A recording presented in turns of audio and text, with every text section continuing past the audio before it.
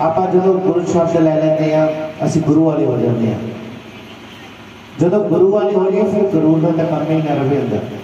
गुरूर को खत्म करना पैंदा है, मैं मेरी को खत्म करने पैंदा है, लोग होमे को खत्म करना पैंदा है, फिर जाके किते ओदा रंग चढ़ता है, फिर किते जाके ओदा रंग चढ़ता है कि रंग एवं नहीं चढ़ता। जिस तरह मिट्टी के भांडे में ना मिट्टी का कच्चा भांडा वा उन्होंने अग च सेकिया जाता तो पक्का होता है। इसी तरह नाम की कमाई च गुरु की सेवा, गुरु के नाल जुड़ रहना और सिमरत की कमाई करना, फिर जाके असीं तुर पहुंचना है। तो साडे अंदरों तक कहते हैं चुगली नहीं जाती सी कदे पहुंच सकते हैं नहीं।